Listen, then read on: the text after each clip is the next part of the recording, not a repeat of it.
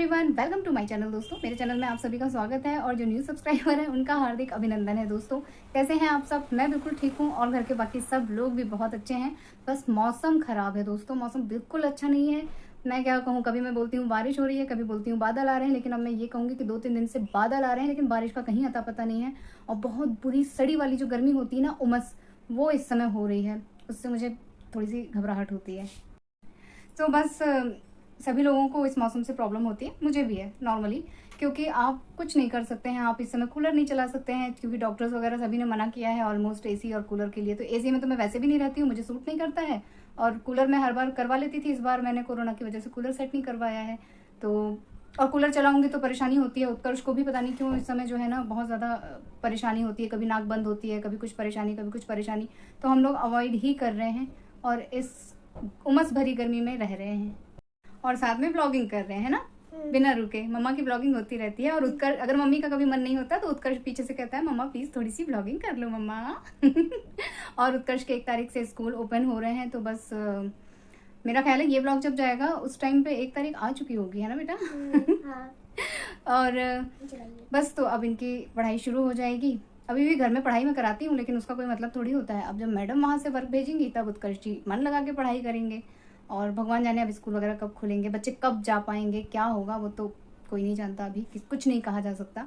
हाल फिलहाल कभी कभी एकदम से लगता है कि कहीं बाहर जाऊं, गाड़ी में ही बैठी रहूंगी, गाड़ी से उतरूंगी नहीं, बाहर नहीं निकलूंगी, बस एक राउंड लगा के आ जाऊं। लेकिन फिर सोचती हूँ जाने दो यार, इतने में ही कोई वायरस पकड़ लेगा तो खामोखा लेने के देने पड़ जाएंगे। अभी वैसे भी मुझे कुछ बीच में प्रॉब्लम हुई थी महिलाओं वाली। तो उसके ट्रीटमेंट तक के लिए तो मैं डॉक्टर से कंसल्ट नहीं कर पाई, डर के मारे कि वो चेकअप के लिए, अल्ट्रासाउंड वगैरह के लिए या ब्लड टेस्ट के लिए भी कहीं भेजेंगे तो फालतू वहाँ क्यों विजिट करूँ। जितना अभी अवॉइड हो सकता है अवॉइड ही करती हूँ। घरेलू रेमेडीज से मैंने बहुत सारी चीज़ें क्योर की हैं।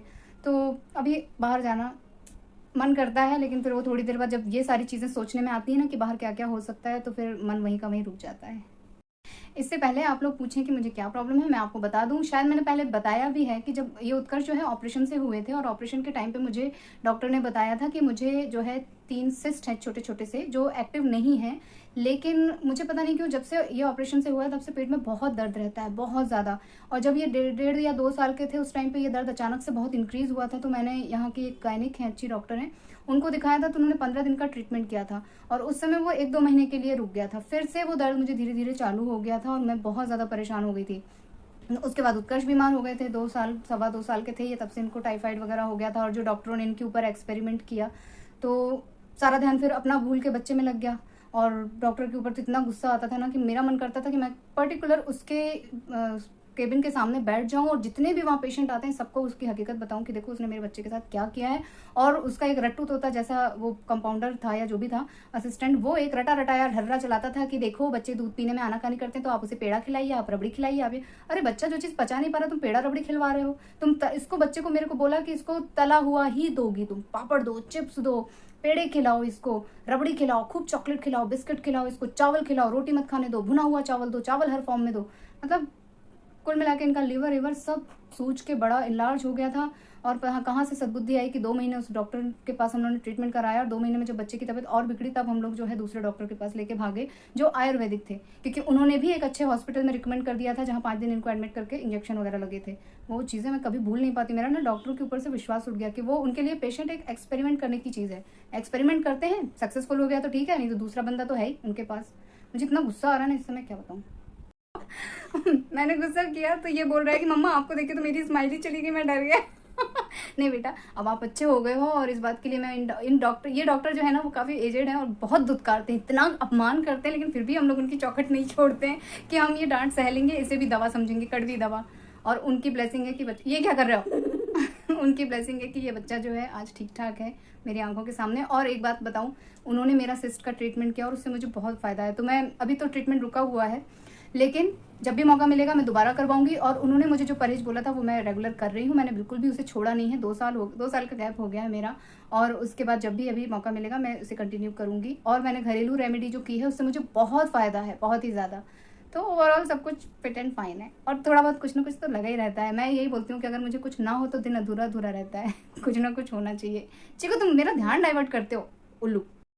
तो जी इसी खुशी में मैं तो चली अपनी रसोई में। और ऊपर बहुत ज़्यादा गर्म है इसलिए छत पे नहीं जाऊंगी, ये जिद कर रहे हैं लेकिन मैं अभी नहीं जाऊंगी। हो सकेगा तो कुछ किचन में काम नाश्ता वाश्ता बना के फिर चली जाऊंगी। थोड़ा सा अच्छा लगता है, ऊपर हवा पानी थोड़ा बदलता है। और आज मैं बनाऊंगी सूजी के लड्डू। वो मेरे मन में बहुत पहले से है, और फिर मेरा व्रत भी है, गणेश संकट चौथ में करती हूँ, उसका व्रत भी है, तो गणपति बप्पा को चढ़ भी जाएंगे। उत्कर्ष का बहुत मन है वो खाने का, तो उत्कर्ष के लिए सोच रही हूँ बना दूँ। 1-2 पीस तो हम लोग खा ही सकते हैं। तो फिर मिलती हूँ अपनी रसोई से लौट के आप लोगों से।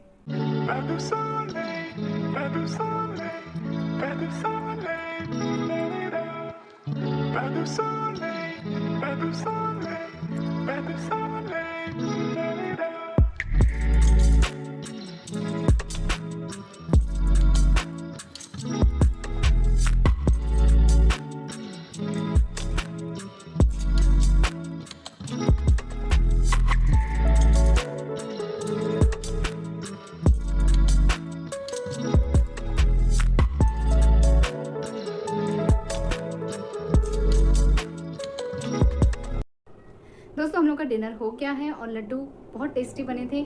और मैं एक बात बोल दूं कि इस मौसम में तो लड्डू मैंने ज़्यादा नहीं बनाए, क्योंकि उसे रखना पॉसिबल नहीं है। फ्रिज में रखो तो फिर वो कड़े हो जाते हैं, बाहर रखो तो उसमें क्योंकि मैंने मलाई वगैरह डाली है तो ख़राब होने के चांसेस होते हैं। इसलिए बस आज खाए और उसे हम लोग कल खाएंगे, बस हो गया, फिनिश, मन भर जाएगा।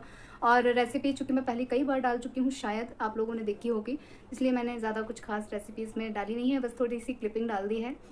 आज का ब्लॉग यहीं एंड कर रही हूँ, काफ़ी लंबा हो गया है, तो please like, share, comment and subscribe to मेरा YouTube channel which is Ankita Pathak YouTube है।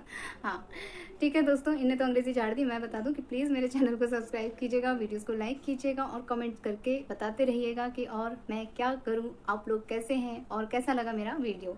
अपना ख्याल रखिएगा, घर में रहिएगा, सुरक्षित रहिएगा दोस्तों। Good night.